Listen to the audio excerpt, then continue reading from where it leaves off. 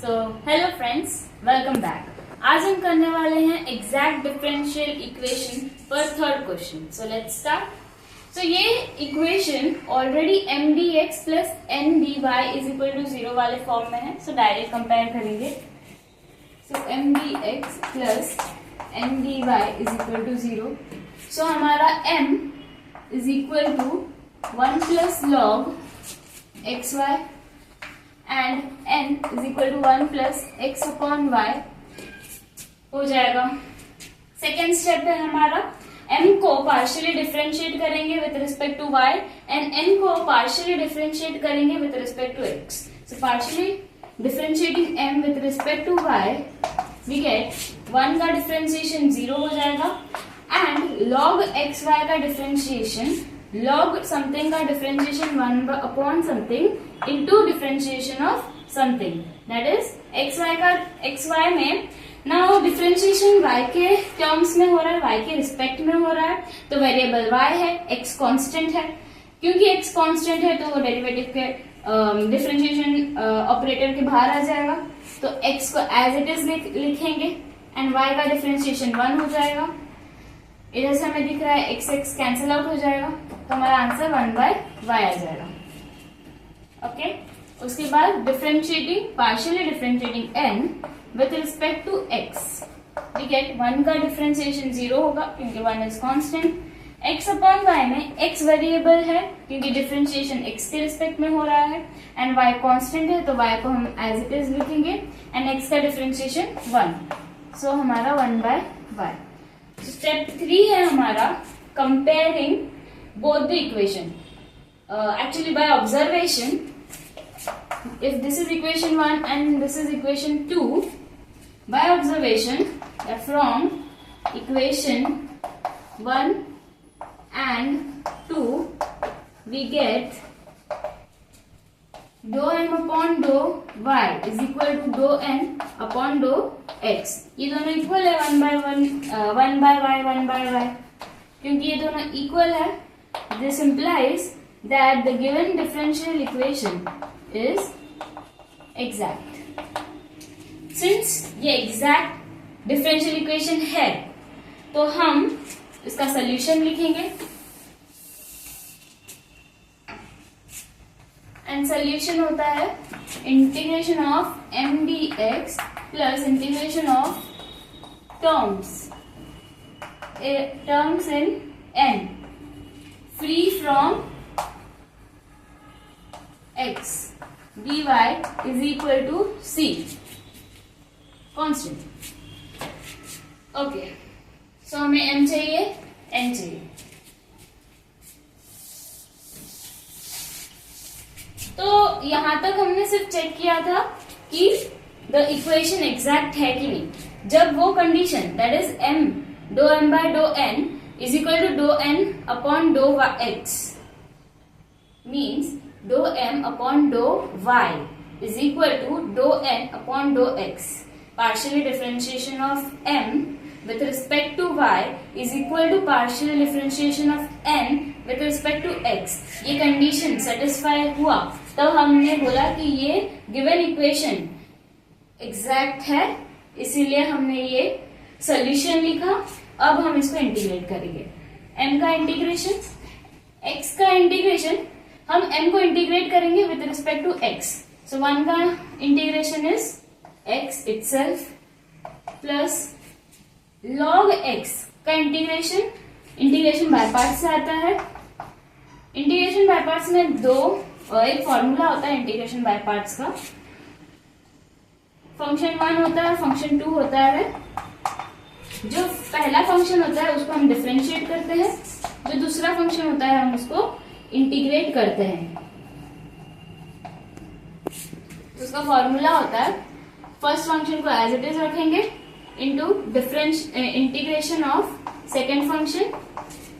First function को as it is लिखेंगे, second function को इंटीग्रेट करेंगे, माइनस फर्स्ट फंक्शन को डिफरेंशिएट करेंगे, सेकेंड फंक्शन का इंटीग्रेट करेंगे, सेकेंड फंक्शन को इंटीग्रेट करेंगे एंड अगेन हम इन दो फंक्शंस को इंटीग्रेट करेंगे।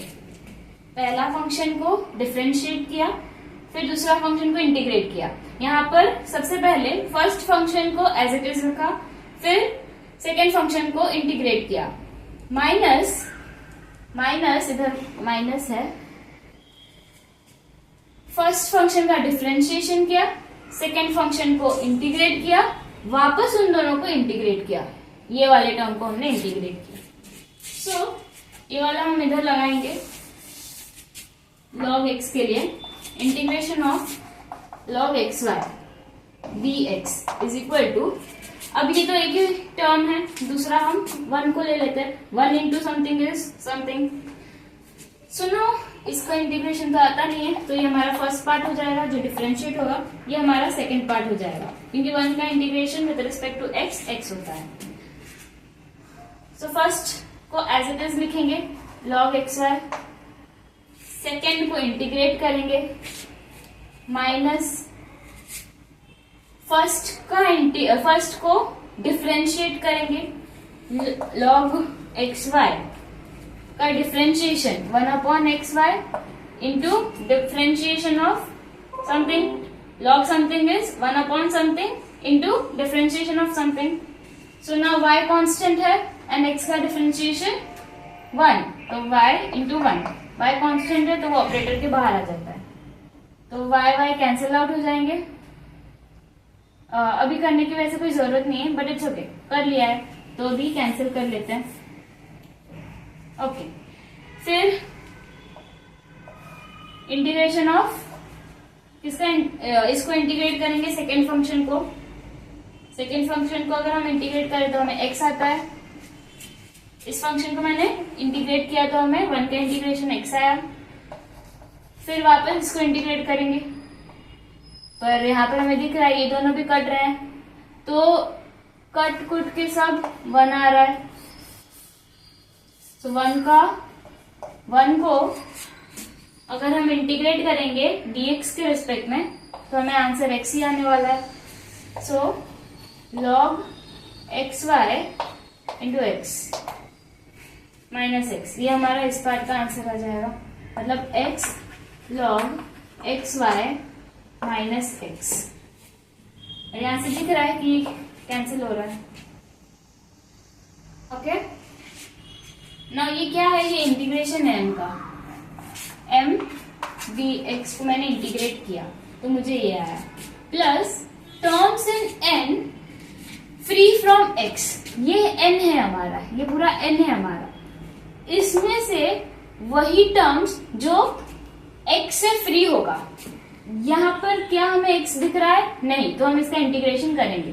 क्या यहाँ पर x दिख रहा है? हाँ, यहाँ पर x प्रेजेंट है, तो हम इस टर्म को इरेडिकेट करेंगे, इस टर्म को नहीं लिखेंगे।